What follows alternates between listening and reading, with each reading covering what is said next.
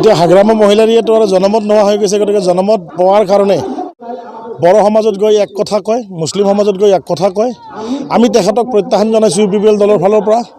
তেখেতে যেন ভুৱা নিৰ্বাচনী প্ৰচাৰ কৰি ৰাইজক বিভ্ৰান্ত নকৰে। BPF দলৰ যিটো ষ্ট্ৰেটেজি আছে, BPF দলৰ যিটো নিয়ম নীতি আদৰ্শৰে তেখেতসকলে নিৰ্বাচনত প্ৰতিদ্বন্দ্বিতা কৰক। কাৰণ তেখেতে বিভিন্ন মেল মিটিঙত ভুৱা প্ৰতিশ্ৰুতি দি আছে। বিগত 17 বছৰে কোনো জনসাধাৰণৰ কোনো ৰাইজৰ ভূমিৰ সমস্যা সমাধান কৰিলে আৰু এতিয়া কৈ আছে ভূমিৰ সমস্যা সমাধান কৰি দিব, ভূমি পট্টা দিব, বিভিন্ন সুবিধা দিব বুলি।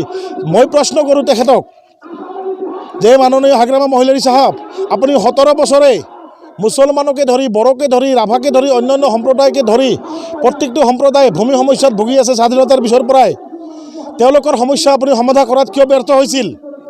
আৰু উন্নয়নৰ ব্যৰ্থ হোৱাৰ কাৰণে আজি সকলো ৰাইজ সৰব হৈ ক্ষুব্ধ হৈ পেলাই আপোনাৰ বিৰুদ্ধে আজি নিৰ্বাচনী যুঁজত নামিছে। UPPLক সাথ দিছে, UPPLক সঁহাৰি জনাইছে। আৰু এইবাৰ UPPL চৰকাৰ 100% হ'ব।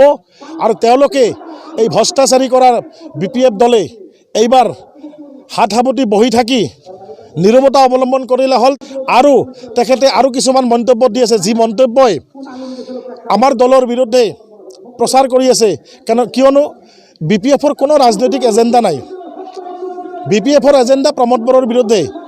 আমাৰ প্ৰমোদ বড়োই নিখিল বড়ো ছাত্ৰ সন্থাৰ পৰা অৱসৰ লৈ UPPL দলত অহা প্ৰায় 6-7 মাহ হ'ল। তেওঁক দোষাৰোপ কৰি কি লাভ আছে?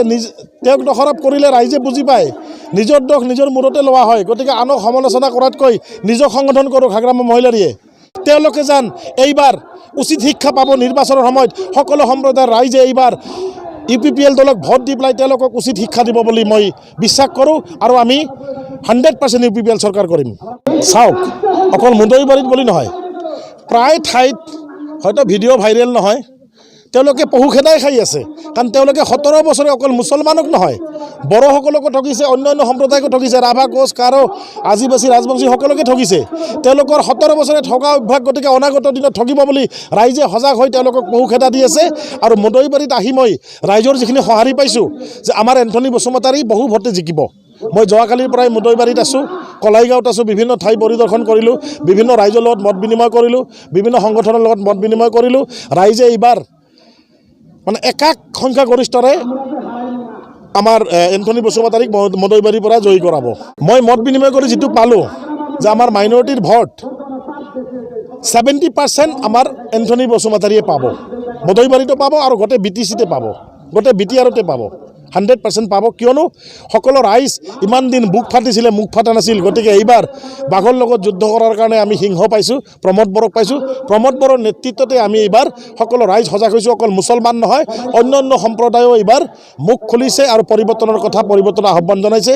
সকলোৱে কৈছে change the BTR, change the BTR, পৰিৱৰ্তন লাগে, চেঞ্জ দ্য BTR লাগে। আমাক উন্নয়ন মানৰ এখন ছিকিমৰ আৰ্হিত যাতে আমাৰ এই BTRখন গঠন হয় তাৰে আশা কৰিছোঁ। আৰু ৰাইজে সেইটোৱে বিচাৰিছে, ছিকিমৰ দৰে উন্নয়ন এখন ৰাজ্যৰ দৰে সৰু এখন ছেমি ৰাজ্য হিচাপে আমাৰ এই BTRখন যাতে গঠন হয়, যাতে আমি সকলোৱে মিলিজুলি বসবাস কৰিব পাৰোঁ। আমিতো ইতিমধ্যে আজিৰ দিনত যদি নিৰ্বাচনী আয়োগে ঘোষণা কৰে অহাকালি যদি নিৰ্বাচন হয়, 2 দিন পিছত যি কাউণ্টিং হ'ব, 3 দিন পিছত আমি 27ৰ পৰা 28টা ছিট পাম। গতিকে আমি 30+ এতিয়া টাৰ্গেট লৈছোঁ।